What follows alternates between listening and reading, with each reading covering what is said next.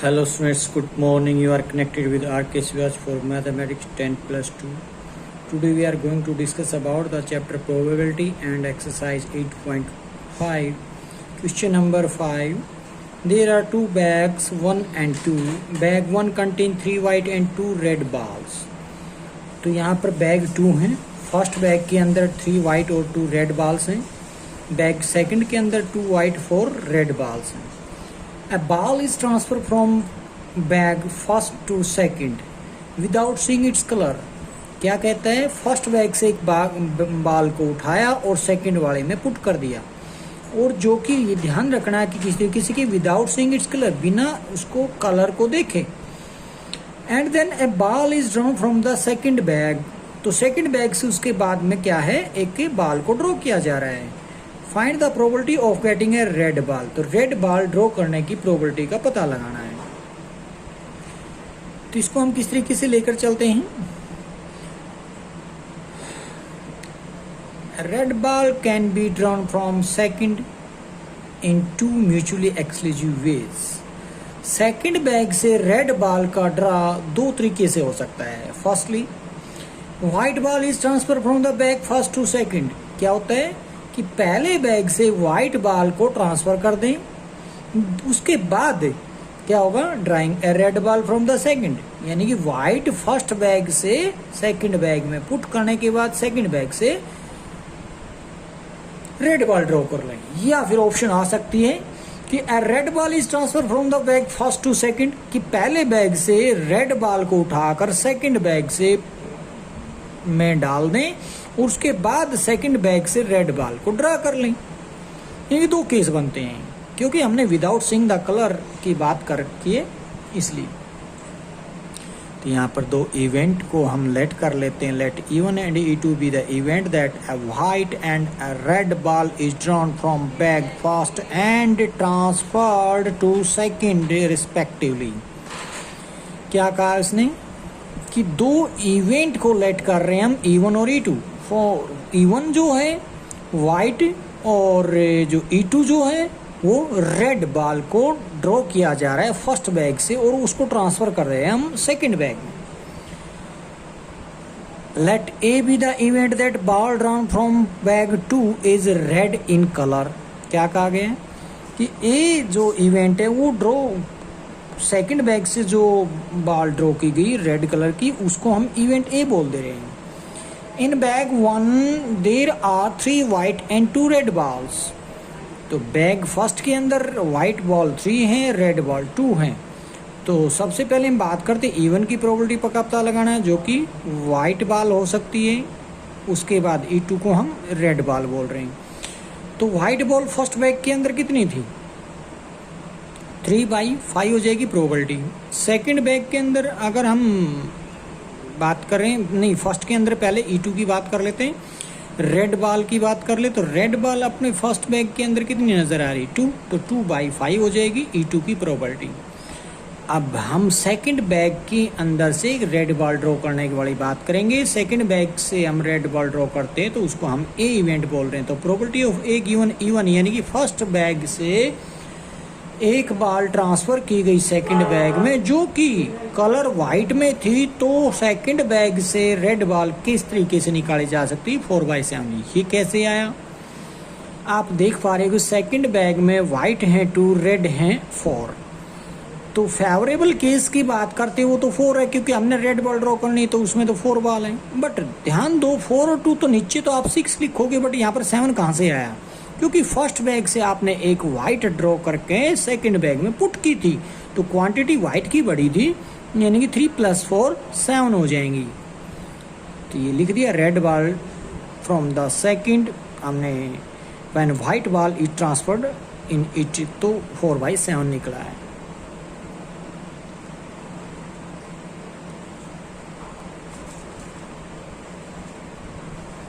अगर हम probability of A given E2 की बात करते हैं, दैट इज 5/7. वो कैसे आया, क्योंकि E2 हमने क्या मान रखा है, फर्स्ट बैग से रेड बॉल की बात कर रहे हैं, क्या कर रहे हैं, फर्स्ट बैग से रेड बॉल ड्रॉ करने की बात करो। फर्स्ट बैग से रेड बॉल ड्रॉ करके ट्रांसफ़र की थी हमने सेकंड में, तो इसका मतलब सेकंड के अंदर रेड की क्वांटिटी बढ़ जाएगी, 5 हो जाएंगी, टोटल हो जाएंगे फिर से 7। तो 5/7 होनी चाहिए, हमने क्या लिखा 5/7।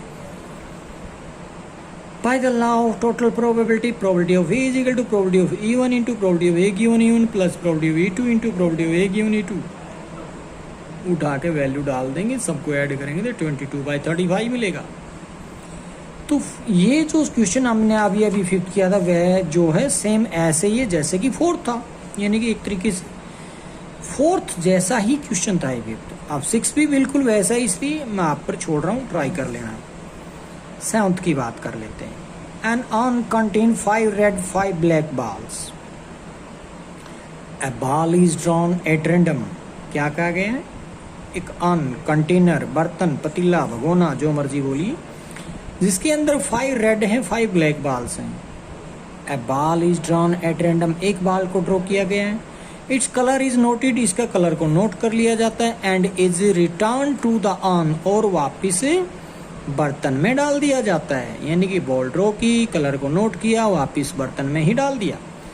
More over 2 additional ball of the colour drawn are put in the urn. क्या कहा गया है, ध्यान से सुनिए। Moreover 2 additional ball of the colour, जो अभी अभी आपने फर्स्ट बॉल ड्रॉ की थी, जैसा भी कलर निकला, रेड निकला तो रेड, ब्लैक निकला तो ब्लैक के 2 अपनी तरफ से बॉल उसके अंदर पुट कर दी गई हैं, डाल दी गई हैं। And then a ball is drawn at random, उसके बाद वहां से एक बॉल को ड्रॉ किया गया है। What is the probability that second ball is red, हमें सेकंड बॉल ड्रॉ जो करनी है वो रेड की प्रोबेबिलिटी का पता लगाना है। तो स्टेटमेंट समझ गए होगी, फिर से बता रहा हूँ। एक अर्न है, कंटेनर है, जिसके अंदर 5 रेड है 5 ब्लैक बॉल्स हैं। क्या कहते हैं, वहां से एक बॉल को ड्रॉ किया गया है। अब बॉल का केवल कलर नोट करके वापिस बॉल बर्तन में ही डाल दी जा रही है बॉल को। अब उसके बाद वहां से रेड बॉल की ड्रॉ करने से पहले 2 उसी कलर की, जिस कलर की फर्स्ट बॉल ड्रॉ की थी, अपनी तरफ से बॉल डालकर उसके बाद रेड बॉल को निकाला जा रहा है। तो देखिए, a red ball can be drawn in 2 mutually exclusive, क्योंकि रेड बॉल जो है ना, सेकेंड ड्रॉ की बात कर रहे हैं हम। सेकेंड ड्रॉ में रेड बॉल कह रहे हैं 2 म्यूचुअली एक्सक्लूसिव हैं। वो कौन से हैं, A red ball is drawn from on in first draw, first draw में रेड बॉल निकल सकती है।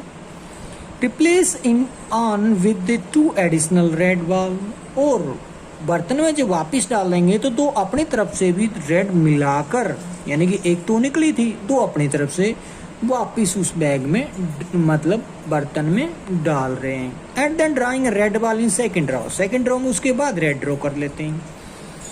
दूसरा केस बनता है, फर्स्ट जब ड्रॉ करते हो तो वो ब्लैक बॉल का ड्रॉ हो सकता है, और रिप्लेस करनी पड़ेंगे हमने फिर से वापस उसमें वो ब्लैक जो ड्रॉ किया अभी अभी, वो तो डालेंगे, साथ में अपनी तरफ से 2 बॉल और एक्स्ट्रा उसके बर्तन के अंदर डाल देनी पड़ेगी with 2 additional black ball. And then drawing red ball in second draw, second draw में उसके बाद रेड बॉल का ड्रॉ किया जाएगा। तो हम लेट कर लेते हैं, E1 and E2 are the event of red and black ball is drawn in the first draw. तो E1 क्या है, रेड है, E2 क्या है, ब्लैक बॉल है, जो फर्स्ट ड्रॉ में किया गया है। और ए किसको बोल देते हैं, ए with the event that the ball drawn in second draw is red in colour. तो हम जानते हैं उस अर्न के अंदर 5 रेड और 5 ब्लैक बॉल्स हैं, तो इस तरीके से E1 की जो प्रोबेबिलिटी, यानी कि वहां से रेड बॉल ड्रॉ करने की प्रोबेबिलिटी 5/10 आ जाएगी।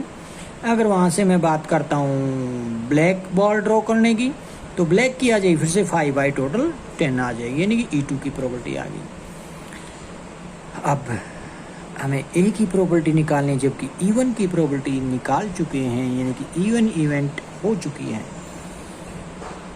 तो E1 होने का मतलब है probability of red ball in second draw when 2 additional red ball are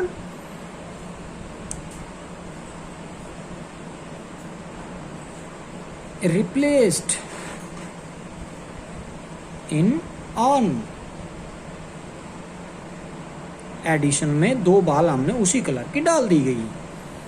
तो इसलिए क्या हो जाएगा, पहले अपने पास रेड 5 थी तो 2 अपनी तरफ से और डाल देंगे तो 7 हो जाएंगे। 7 बाई टोटल कितनी हो जाएगी 12।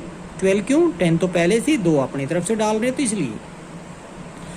और अगर हम probability of A given A2 की बात करते हैं तो क्योंकि यहाँ पर हम ब्लैक बॉल की बात करेंगे, फर्स्ट जो ए2 के अंदर जो बात की थी हमने, वो फर्स्ट बॉल हमारे पास ब्लैक ड्रॉ हुई थी, इसलिए 2 अपनी तरफ से ब्लैक बॉल अगर आप पुट कर रहे हो उस ऑन के अंदर, और तो अब जो रेड बॉल निकालोगे वहाँ से रेड की संख्या तो वही 5 रहेगी, बट टोटल में तो इफेक्ट पड़ेगा। टोटल हो जाएगा 5 + 7 12, तो 5/12 हो जाएगा।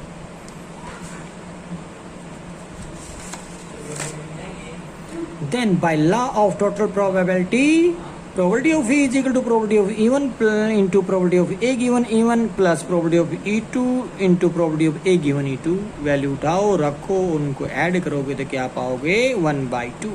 That is the answer of drawing red ball in the second draw. 8th, there are 2 bags, one bag contain 4 white 2 black balls। Bag कितने आपकी बारी 2 हैं।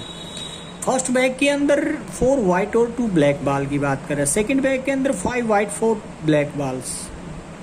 2 ball are transferred from the first and to second. तो क्या करता आपकी बारी, फिर से फर्स्ट बैग से 2 बॉल को ड्रॉ करेगा और सेकंड बैग में पुट करेगा।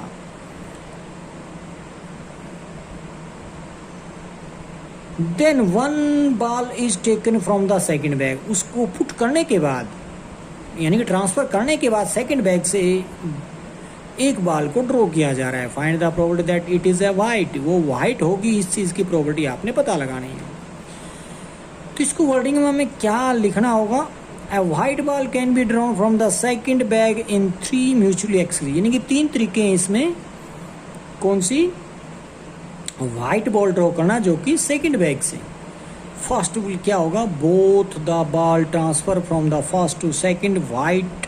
भाई पहले बैग से जब आपने ड्रॉ की 2 बॉल, वो वाइट होंगी, उसको सेकंड बैग में पुट करोगे। अब उसके बाद सेकंड बैग से वाइट बॉल का ड्रॉ करना है, एक केस। दूसरा क्या होगा, out of 2 ball transfer from first to second, 1 is white other is black. एक वाइट हो जाए फर्स्ट ड्रॉ जो करते हो बैग से, फर्स्ट बैग से, और एक ब्लैक हो जाए, उनको आपने सेकंड बैग में ट्रांसफर करके उसके बाद सेकंड बैग से वाइट ड्रॉ करनी।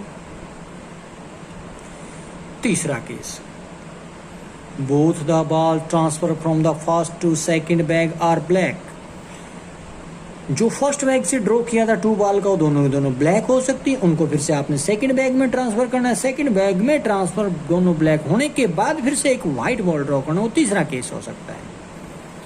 जो तीनों केस होंगे उनको हम किस तरीके से आगे बढ़ाते हैं, तो लेट कर लेता हूं।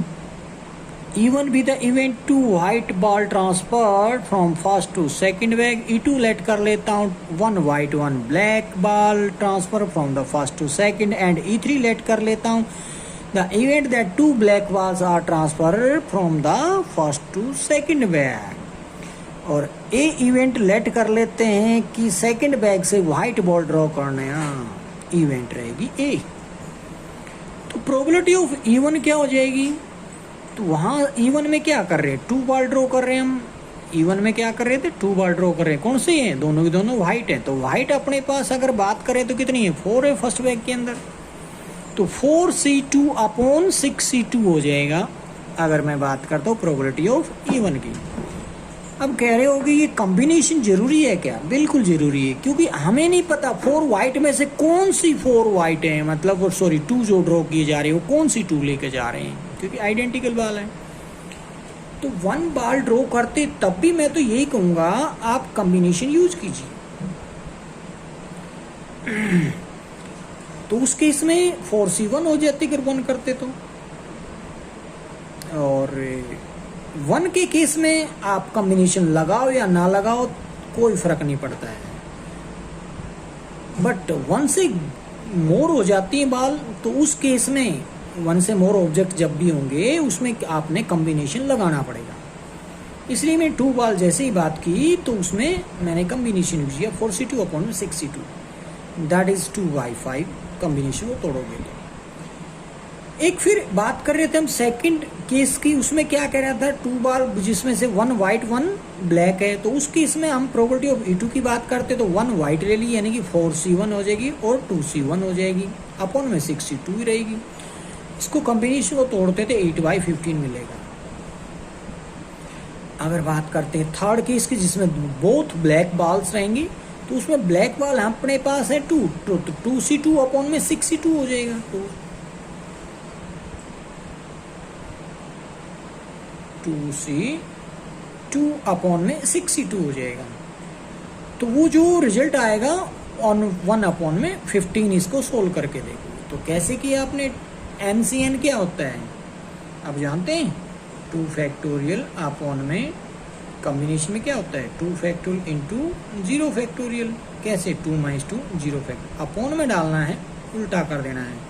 6C2 का मतलब 6 फैक्टोरियल अपॉन में जो आएगा मैं ऊपर कर देता हूँ 2 फैक्टोरियल इंटू में 4 फैक्टोरियल। अब 2 फैक्टोरियल से 2 फैक्टोरियल कट हो जाएगा, और इसको 6 को तोड़ोगे, यहीं पे मैं इसको फैक्टोरियल तोड़ देता हूँ, तो 6 × 5 × 4 पर रोक लो, क्योंकि 4 से 4 कैंसिल हो जाएगा। 2 को तोड़ोगे तो 2 × 1 हो जाएगा, 2 से 3, 3 × 5 = 15, यानी कि 1/15। तो हमने लिखा 1/15। अब हम ए की प्रोबेबिलिटी निकालेंगे। ए क्या चीज है, सेकंड बैग से व्हाइट बॉल जो ड्रॉ करनी है, बट ध्यान रहे केस 3 जगह जा रहे हैं। तो ए गिवन E1 निकालेंगे, ए गिवन E2 निकालेंगे, ए गिवन E3 निकालेंगे।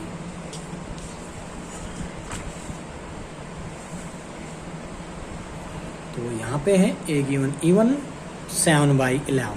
ये कैसे आया 7/11, एक बार फिर से याद दिला दूं। फर्स्ट बैग से अपने पास 2 बॉल आई थी, जो कि फर्स्ट केस में बात करूं तो दोनों की दोनों व्हाइट बॉल थी।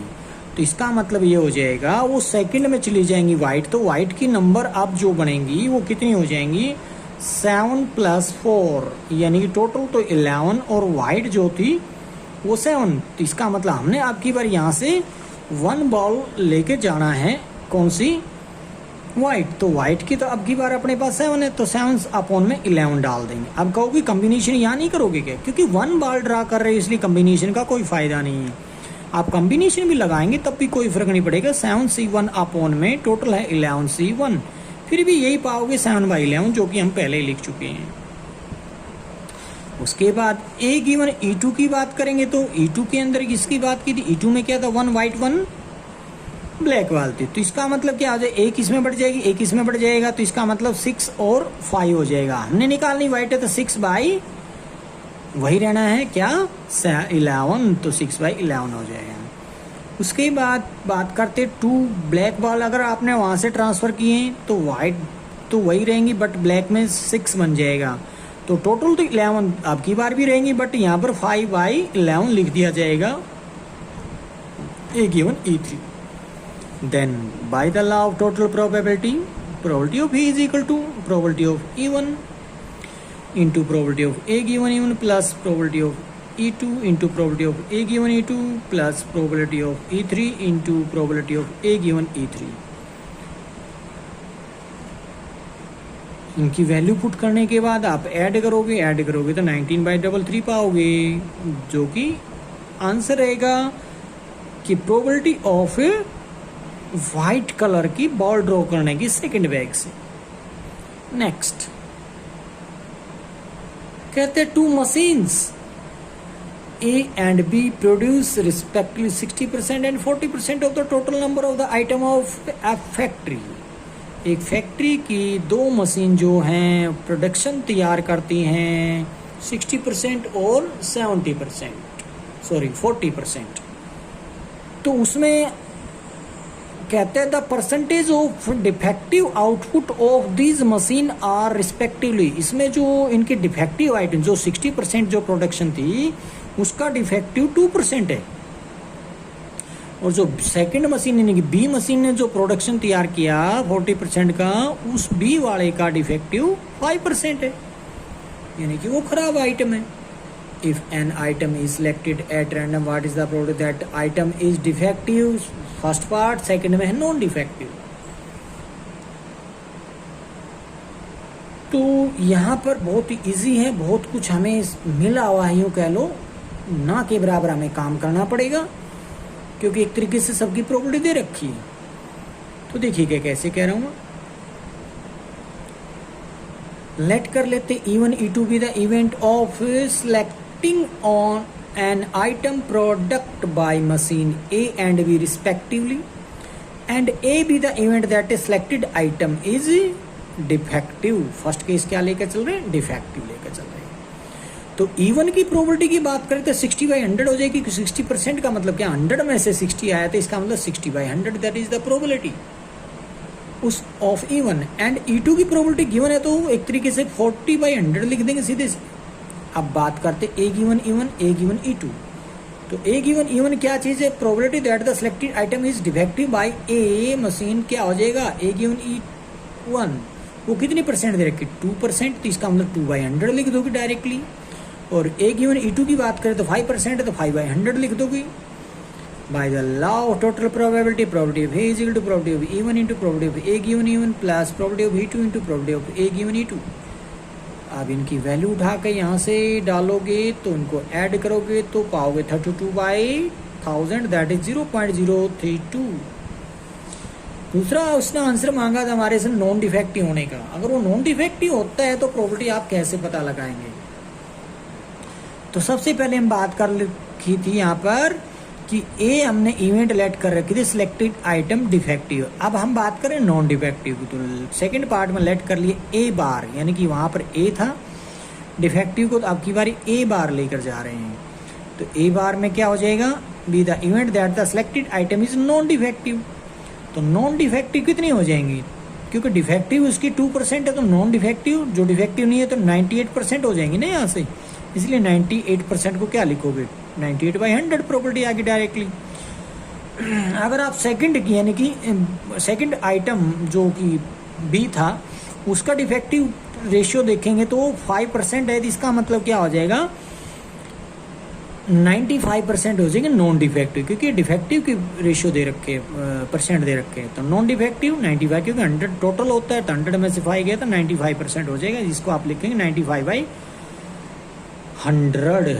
That is the probability of not A given E2 by the law of total probability, probability of not A is equal to probability of E1 into probability of not A given E1 plus probability of E2 into probability of not A given E2।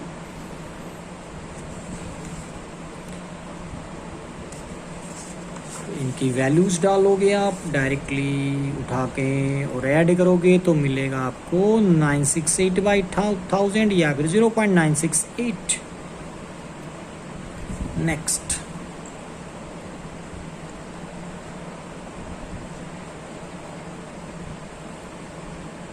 क्या कहा है, in a bolt factory machine A B and C manufacture respectively. वहाँ पीछे बात कर रहे थे हम 2 मशीन थी, अब की बारी 3 मशीन है, तो घबराने की जरूरत नहीं, बिल्कुल जो अभी 9th सम करके है बिल्कुल वैसा ही है। जिसको वो समझ नहीं आया इसमें भी आप थोड़ा सा दिमाग लगाओगे तो समझ आ जाएगा। तो ए मशीन का जो प्रोडक्शन है वो 25% है, बी का 35%, सी का 40% है। अगर इनकी प्रोबेबिलिटी की बात करें, ए की प्रोबेबिलिटी क्या हो जाएगी तो 25%, बी की 35%, यानी कि मतलब 25/100, और बी की हो जाएगी 35/100 और सी की हो जाएगी 40/100। आगे कहते हैं of their output 5, 4 and 2% are respectively defective bolt। तो फर्स्ट वाले की डिफेक्टिव 5% है, सेकंड वाले यानी कि बी की 4% है, सी वाले की डिफेक्टिव 2% है। अगर डिफेक्टिव की प्रोबेबिलिटी की बात करेंगे तो 5/100, 4/100, 2/100 हो जाएगा डायरेक्टली। आगे कहता है a bolt is run at random from the product, what is the probability that the bolt run is defective। केवल इसमें एक ही बात पूछी थी डिफेक्टिव के बारे में, पिछली वाले में तो बल्कि 2 बातें पूछी थी, डिफेक्टिव हो तो भी बताइए, नॉन डिफेक्टिव हो तब भी बताइए। तो आपने कुछ नहीं करना, लॉ ऑफ टोटल प्रोबेबिलिटी के सारे से इसकी प्रोबेबिलिटी मल्टीप्लाई करके ऐड कर दो, इसकी प्रोबेबिलिटी मल्टीप्लाई करके ऐड कर दो, उसके बाद ऐड कर दो इसकी प्रोबेबिलिटी और इसकी प्रोबेबिलिटी को मल्टीप्लाई करके, वही करने वाले हैं, आंसर आ जाएगा। देखिएगा कैसे करेंगे, बिल्कुल लिखना भी तो है ना, अकेला आंसर नहीं लाना हमने।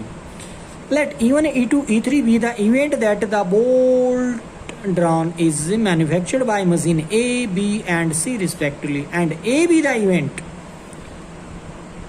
यहाँ पर मैंने ए लेट कर लिया है, जो कि मशीन का नाम भी ए है, इसलिए थोड़ा सा बचना चाहिए। वैसे तो मैं ये सलाह दूंगा, हालांकि मैंने नाम लिखा है यहाँ पे। यहाँ पर आप कुछ E1 कह सकते हो, सो ई कह सकते हो अकेला E1, क्योंकि E1 E2 E3 तो मैंने इनको बोल दिया।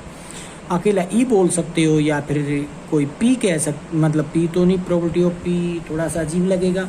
एम कहने का मतलब कोई और लेटर यूज कर सकते हो। वैसे यही बता रहा हूँ, नाम ABC ए उसमें आ चुका है, और ए इवेंट भी उसको दे रहा हूँ जो कि डिफेक्टिव बोल्ट की बात करेगा। तो मैं गलत तो नहीं कहूँगा, बट थोड़ा सा अजीब लगता है कि कई बार माइंड में ये चला जाता है ए वही प्रोडक्ट मशीन ए की बात तो नहीं कर रहा। चलिए, तो मैंने अभी तो ए नाम रख लिया। A be is be the event that the bolt run is defective. तो E1 की प्रोबेबिलिटी का मतलब वो आ जाएगा 20/100, E2 की प्रोबेबिलिटी 30/100, E3 की प्रोबेबिलिटी 40/100। ए गिवन E1 की बात करते प्रोबेबिलिटी के अंदर उसने दे रखा 5%, 5/100, और ए गिवन E2 की बात करेंगे तो 4/100 हो जाएगी प्रोबेबिलिटी। ए गिवन E3 की बात करेंगे तो 2% का मतलब 2/100 हो जाएगी probability. Law of total probability, इन दोनों की मल्टीप्लाई प्लस इन दोनों की मल्टीप्लाई प्लस इन दोनों की मल्टीप्लाई, जैसे ही आप डालेंगे वैल्यूज पाओगे 0.0345। That is the probability of drawing defective bolt. Next, कहते there are 2 bags, one of which contain 3 black and 4 white balls and the other contain 4 black and 3 white balls. तो यहाँ पर 2 बैग हैं। पहला बैग बोल रहा है 3 black 4 white ball है, दूसरे बैग की बात कर रहा है तो 4 black 3 white ball है। A fair die is cost, CAST cost. क्या कह रहे हैं? A fair die is cast, fair die को रोल किया गया एक तरीके से। इफ द फेस 1 और 3 टर्न अप, अगर उस डाई के ऊपर 1 आ जाए या फिर 3 आ जाए, a ball is chosen from the first bag. अगर 1 और 3 आते हैं तो फर्स्ट बैग से एक बॉल को चूज किया जाएगा। And if any other face up, अगर बाकी इनके अलावा का मतलब 2 आ जाए, 4 आ जाए, 5 आ जाए, 6 आ जाए, उनमें से अगर कोई आता है, a ball is chosen from the second bag, तो उस केस में हम सेकंड बैग से बॉल को चूज करते हैं। Find the probability that choosing is a black ball. तो हमने प्रोबेबिलिटी पता लगाना है कि वो चूज की गई बॉल है वो ब्लैक बॉल होगी। इसको कैसे करें?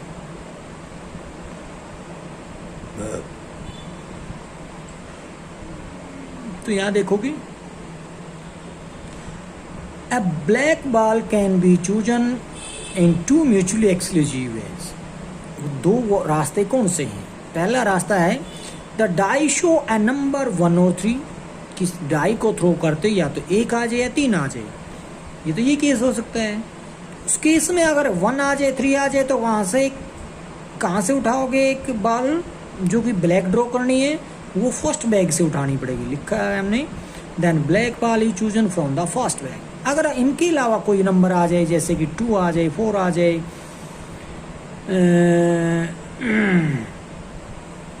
5 आ जाए, 6 आ जाए,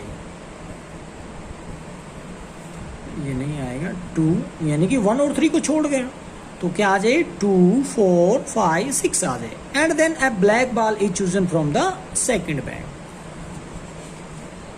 तो देखोगे इसको कैसे,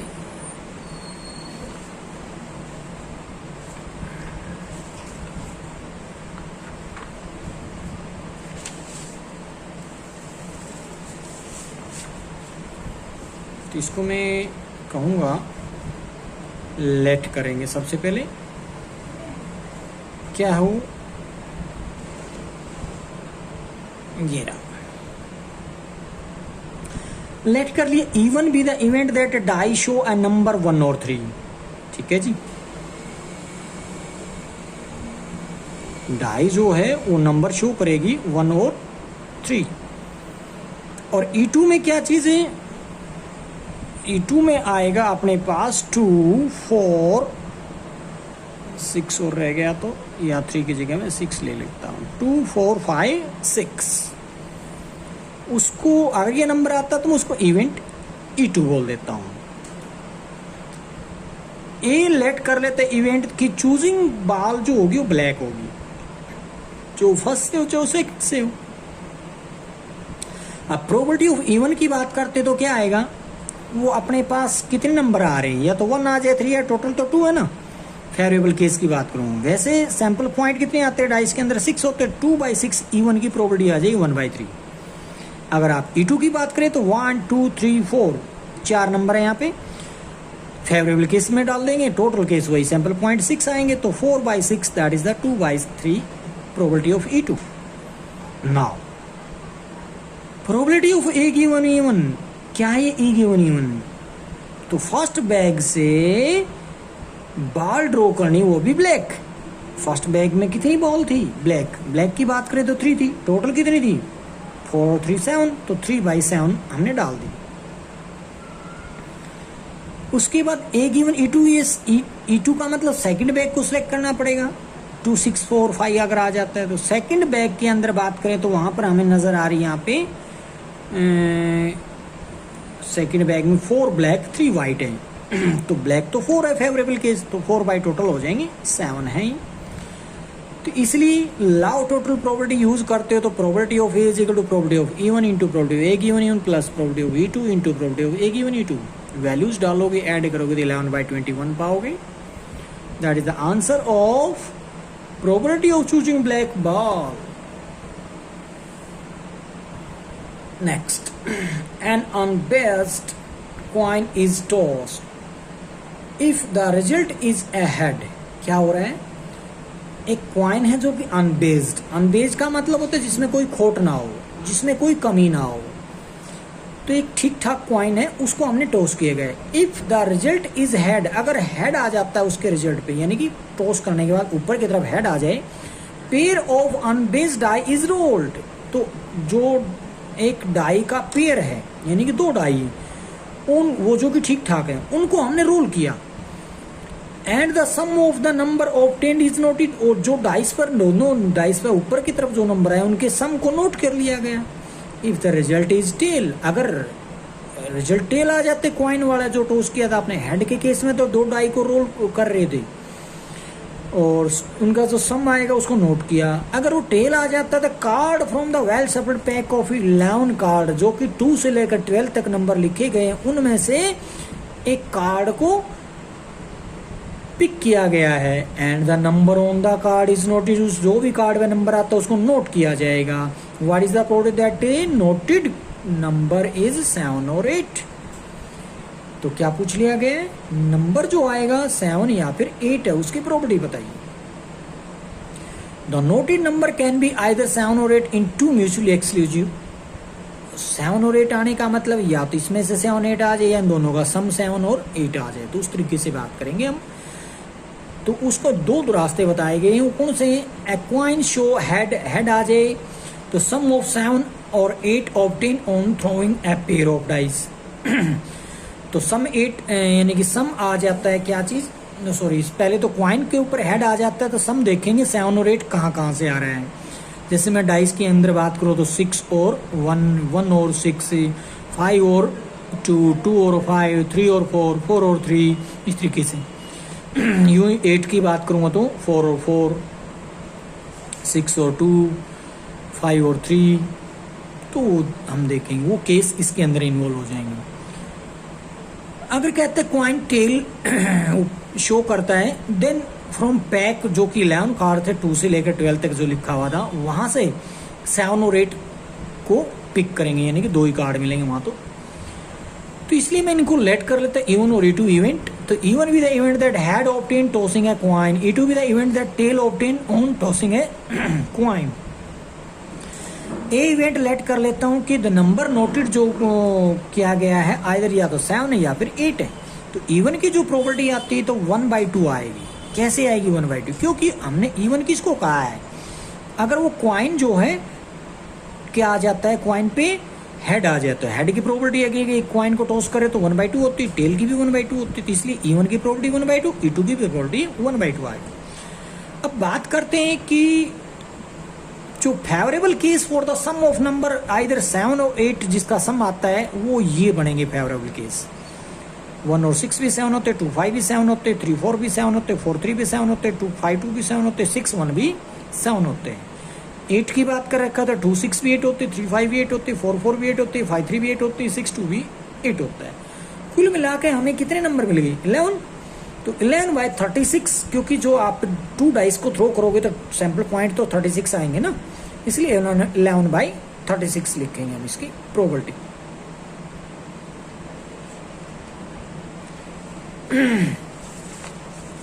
तो इस तरीके से अगर ए गिवन इवन की बात करूं तो 11/36 आएगा। और इसी तरीके से बात करें 7 और 8 आता है तो उसमें केस में हमारे को क्या मिलेगा? 2 इवेंट आएंगे, क्योंकि 2 से लेकर 12 तक नंबर में से 7 और 8 एक एक बारी है, तो कुल मिलाकर 2 मिलेंगे फेवरेबल, और टोटल नंबर 11 कार्ड थे वो 11 थे, 2/11 लिख दिया हमने। Law of total probability use करते हुए हम लिखेंगे क्या चीज? Probability of A is equal to probability even into probability of A given into plus कर देंगे, फिर probability into plus into probability of A given into 1/2 into 11/36 plus 1/2 into 2/11, इनको ऐड करेंगे तो 193/792, that is the answer. Thank you.